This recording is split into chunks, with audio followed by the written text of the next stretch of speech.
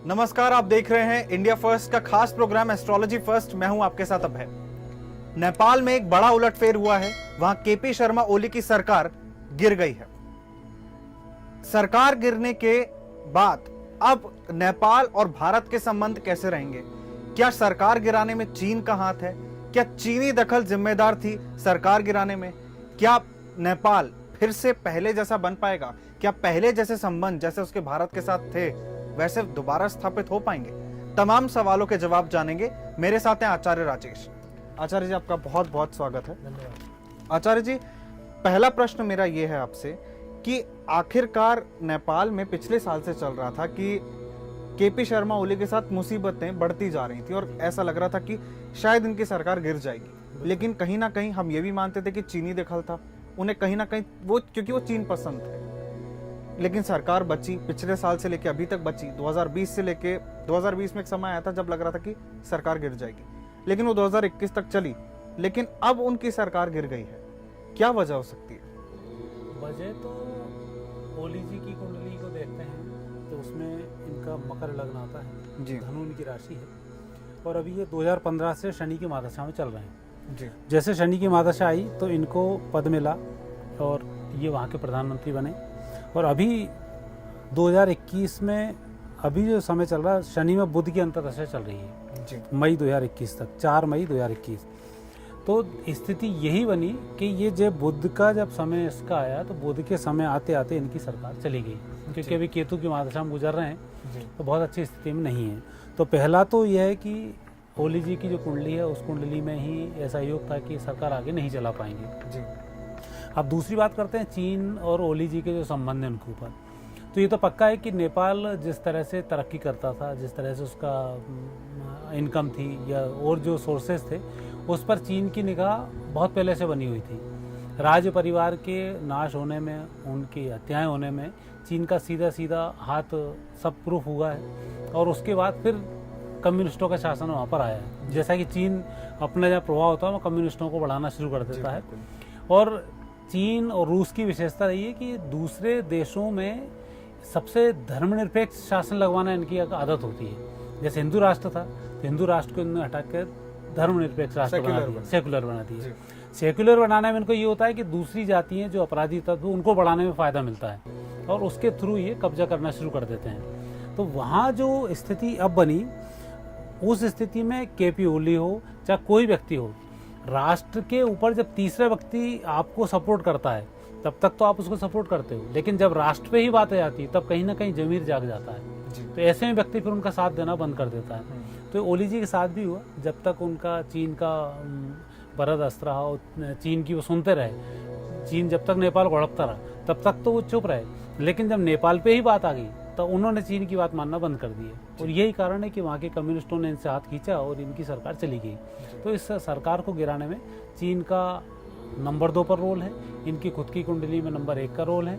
और दूसरा, चूंकि राष्ट्रीयता जाग गई तो राष्ट्रीयता जब जाग जाए तो शत्रुओं को पसंद नहीं आती है। विशेषकर चीन जैसे शत्रु हो तो उसको तो राष्ट्रीयता बिल्कुल ही पसंद नहीं, राष्ट्रवादी पसंद ही नहीं। तो इसलिए उसने इनको गिरा दिया। जी आचार्य जी, अगला प्रश्न पूछना चाहूंगा कि ज्योतिष विद्या क्या कहती है या फिर क्या भविष्यवाणी करती है, भारत नेपाल के संबंध केपी शर्मा ओली जी की सरकार गिरने के बाद कैसे रह सकते हैं? संबंधों की तो अभी मैंने इसमें 2 गणनाएं की हैं। एक तो जब से नेपाल सेकुलर बना है 28 मई 2008, उसके अनुसार अभी गुरु की महादशा में चल रहा है जनवरी 2015 से जनवरी 2031 तक। तो यही स्थिति इसकी बनी कि गुरु की महादशा और गुरु पंचम भाव में हो तो तरक्की नहीं करने देता है। तो 2015 से 2031 तक नेपाल बहुत अच्छी तरक्की नहीं कर पाएगा। तो लगातार यहाँ के जो राजा बनेंगे वो कहीं ना कहीं किसी दूसरे प्रभाव या सीधा सीधा कहें तो चीन के ही प्रभाव में रहेंगे। और चीन के प्रभाव में यदि कोई व्यक्ति है तो चीन कभी नहीं चाहता कि दूसरे देशों से संबंध आप सुधार के रखें। वो हमेशा अपने लिए ही काम कराना चाहता है। ये एक उसकी प्लानिंग का हिस्सा होती है, क्योंकि राजनीति में ज्योतिष, प्लानिंग, कर्म, जनता, इन सब का एक मिला जुला स्वरूप आता है। तो उस स्वरूप के अंतर्गत चीन के अंतर्गत रहकर नेपाल कार्य करेगा। वो भारत से बहुत अच्छे संबंध वो राजनेता वहाँ के नहीं होने देंगे। लेकिन जनता का जो आत्मिक संबंध भारत के साथ है वो आत्मिक संबंध समाप्त नहीं होगा, क्योंकि गुरु पंचम भाव में अल्टीमेट घुटना पेट की तरफ झुकता है। तो जनता वहाँ की भारत के पक्ष में रहेगी, लेकिन जो राजनेता जो परिस्थिति वहाँ बन रही है वो इतनी अच्छी स्ट्रांग नहीं हो पाएगी कि नेपाल की जनता की बात वहाँ पर सुनी जा सके। और हमेशा उन्हें बैसाखियों पर रहना पड़ेगा, और वो भी माओवादी, कम्युनिस्ट, इनकी बैसाखियों पर उनकी सरकारें बनेंगी। तो जब उनकी बैसाखी पर सरकार हो तो सरकार बहुत अच्छा काम हिंदुस्तान में नहीं कर पाई तो वहाँ क्या कर पाएगी, तो वो स्थिति बनेगी। पिछले साल हमने देखा था किस तरीके से केपी शर्मा ओली खुलकर भारत के खिलाफ आए थे, और ये भी कयास लगाए जा रहे थे कि ये सब वो चीन के इशारे पर कर रहे हैं, और चीन के इशारे पर इसलिए कर रहे हैं क्योंकि भारत और चीन के बीच पिछले साल गलवान की घाटी में जो एक युद्ध जैसी स्थिति बन गई थी, सैनिक आमने सामने आ गए थे, वो ऐसी इंटेंस सिचुएशन थी, इतनी सघन घटना थी कि उससे पूरा विश्व हिल गया था। लोगों को लग रहा था कि क्या भारत और चीन एक युद्ध के मुहाने पर आके खड़े हो गए हैं। ऐसे में नेपाल, जो कब से भारत का बहुत अच्छा दोस्त था, वो भी भारत से हाथ खींचने लगा था। आचार्य जी, मैं आपसे अगला प्रश्न पूछता हूं, क्या चीन के दबाव में अब नेपाल के संबंध भारत से और बिगड़ सकते हैं? भारत के जो संबंध हैं बिगड़ने की स्थिति अब थोड़ी सी समाप्त होगी। जितने बिगड़ने थे उतने बिगड़ गए। ये जरूर है कि उतने अच्छे संबंध भी नहीं रहेंगे जितने कि पहले हुआ करते थे, क्योंकि अब की कंडीशन अब धीमे धीमे ऐसी बनने वाली है 2 साल के अंदर में कि चीन खुद ही निस्तेनाबूद होने लगेगा। और जब लगता है कि हमारा दोस्त तो खुद फंस चुका है और जो हमें दबाव भी बनाता है, तो एक ऐसा छल छिद्र वाला दोस्त जो दबाव से हमसे काम कराता हो, और जब वो फंसता है तब व्यक्ति तत्काल पलटी लेता है। तो ऐसी स्थिति में 2 साल के बाद जो परिदृश्य होगा वो अलग होगा, उसमें उतने संबंध नहीं बिगड़ेंगे। लेकिन अभी की जो स्थिति 2 साल तक की, क्योंकि आने वाली सरकार भी चीन के दबाव वाली बनेगी, तो जैसे पाकिस्तान की सेनाएं भारत के विरुद्ध लड़ेगी चीन के ग्लेशियर की तरफ से, जहाँ बर्फ ज़्यादा होगी वहाँ से लड़ेंगे, क्योंकि चीन की सेना बर्फ में लड़ने में आदी नहीं है। और चीन की जो सेना है, वो चीन के जो हथियार हैं वो पाकिस्तान की तरफ से यूज़ होंगे। तो वही स्थिति नेपाल के साथ भी होगी। नेपाल से चीन दबाव भारत पे बनवाएगा, पर नेपाल कुछ कर नहीं पाएगा, क्योंकि भारत की जिस तरह से सुरक्षा व्यवस्थाएं उस क्षेत्र में पाई जाती हैं, बिगाड़ कुछ नहीं पाएगा। लेकिन उनके प्रयास पूरे रहेंगे कि यहाँ पर भारत तनाव में बना रहे। तो उन संबंधों को यदि लेकर चलते हैं, और हम 2008 की कुंडली जो एक सेकुलर राष्ट्र की कुंडली है, और 1767 की कुंडली जो मूल कुंडली है नेपाल की, उस कुंडली में भी अभी 2019 से चंद्रमा की महादशा चल रही है। ये महादशा 2019 से 2029 तक है। चंद्रमा यहाँ मार्केश बना हुआ है, और 2008 की कुंडली में भी गुरु की महादशा, गुरु यहाँ पे मार्केश बना हुआ है। तो ये दोनों महादशाएं नेपाल के लिए बहुत अच्छी महादशाएं नहीं है। इन दोनों महादशाओं में ये कि इनको कोई ऐसा व्यक्ति जो पुराना दोस्त हो, पुराना साथी हो, वो जब इनको मिलेगा तब वापस ही तरक्की करना शुरू करेंगे। अन्यथा जो नए लोग हैं उनके माध्यम से ये मात खाते रहेंगे। तो आप जिस तरह से पूछ रहे हैं, मुझे लगता है कि भारत और इनके संबंध में अभी संबंध थोड़े और 2 साल बिगड़ेंगे। 2 साल बिगड़ने के बाद इनसे सुधार आना शुरू होगा। लेकिन भारत के मन में वो कड़वाहट नहीं रहेगी जो अभी चल रही है। हालांकि भारत के मन में तो अभी भी कड़वाहट नहीं है, शोधन, क्योंकि सुबह का भूला शाम को लौट आए तो भूला नहीं बोलते। भारत तो इसी इंतजार में, वो इंतजार 2 साल बाद पूरा होगा। हम जिस तरीके से देख रहे हैं कि चीन का सीधा प्रभाव रहता है नेपाल पे, और चीन एक विस्तारवादी देश है।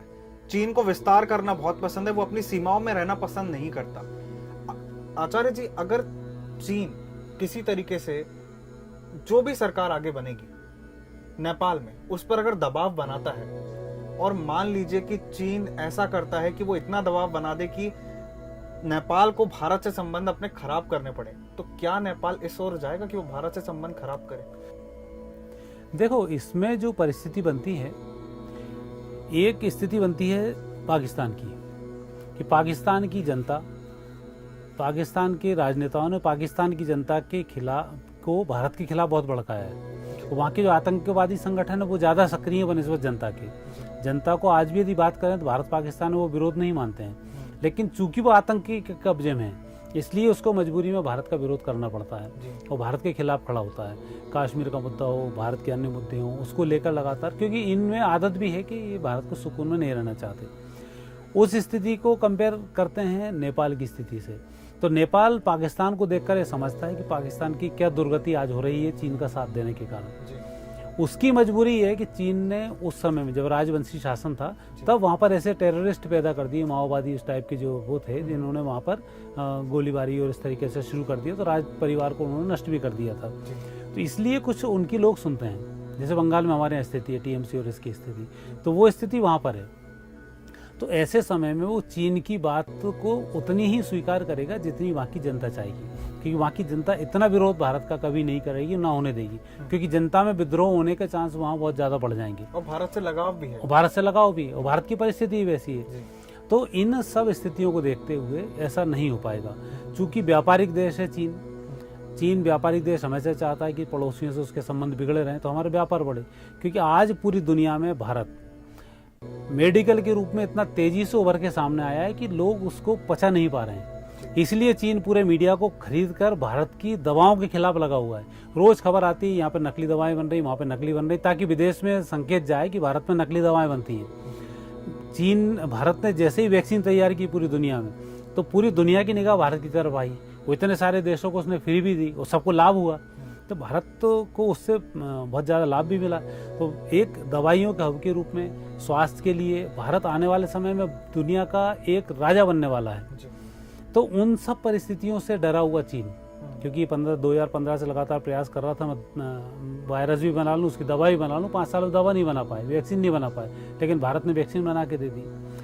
तो ऐसी स्थिति में चीन की स्थिति बनती है कि नेपाल के साथ और इनके संबंध बिगड़ जाएं, परंतु वह संबंध उतने नहीं बिगड़ पाएंगे जितना चीन चाह रहा है नेपाल की जनता के कारण। और भारत का चूंकि स्वभाव नेपाल से लड़ने का भी नहीं आया है। भारत ये जरूर है कि चीन के दबाव में नेपाल काम कर रहा है, भारत ने अपनी सुरक्षाओं को बढ़ा दिया है और ये लाजमी भी है। तो ऐसी स्थिति में जो आपने प्रश्न पूछा है कि ये कितना विरोध कर पाएगा, तो ये भारत का उतना विरोध नहीं करेगा, सिर्फ ये बोलता रहेगा, व्यापारिक संबंधों को कुछ कमजोर करेगा। तो यही एक स्थिति थोड़ी सी विपरीत रहेगी, लेकिन ये स्थिति भी 2 साल तक ही है। 2024 के बाद इस स्थिति में बदलाव आ जाएगा। आचार्य जी, मेरा अंतिम प्रश्न जी, नेपाल हिंदू राष्ट्र कब बनेगा? ये आप मानकर चलें, नेपाल भारत दोनों हिंदू राष्ट्र बनेंगे, इसमें कोई संदेह नहीं है। और मुझे लग रहा है कि नेपाल की वर्तमान कुंडली 2008 की जो कुंडली, उसके अनुसार तो ये 2031 में हिंदू राष्ट्र वापस बन जाएगा नेपाल। और दूसरी यदि उस कुंडली को हम देखते हैं जो 1767 वाली है, उस कुंडली के अनुसार ही ये विभाजन हुआ है, उसके अनुसार ये 2027 में वापस हिंदू राष्ट्र बन जाएगा। तो हिंदू राष्ट्र बनना इन दोनों कुंडलियों से इसका तय है। तो क्या इसमें कोई किसी युद्ध की संभावना देखते हैं आप, अगर ये हिंदू राष्ट्र बनता है तो? नेपाल, भूटान, म्यांमार, ये सब भारत के बच्चे हैं जी। जैसे ही भारत का भाग्योदय होगा, ये देश अपने आप पनप जाएंगे जी। और यहाँ ना कुछ करने की जरूरत पड़ेगी, ना कुछ होगा, अपने आप जनता भारत के साथ में, सत्ता परिवर्तन होगा, सत्ता परिवर्तन होती सारी चीजें परिवर्तित हो जाएंगी। जो आज चीन जिस तरीके से म्यांमार में उसने अभी सत्ता परिवर्तन कराया और लूटने में लगा हुआ है और वहाँ वापस सेकुलर राज्य बनाने की स्थिति में ला रहा है, तो ये म्यांमार भी उससे टूटेगा। भूटान की तरफ जो बढ़ता है, भूटान भी भारत में आएगा, तिब्बत भारत में आएगा, नेपाल भारत में आएगा, आए या ना आए, लेकिन ये भारत के अच्छे मित्र साबित हो जाएंगे जी। तो जो एक अच्छा दोस्त भी अपना ही दोस्त होता है, उसका घर भी अपना घर है, अपना घर भी उसका घर है, तो वो स्थिति इसमें बन जाएगी।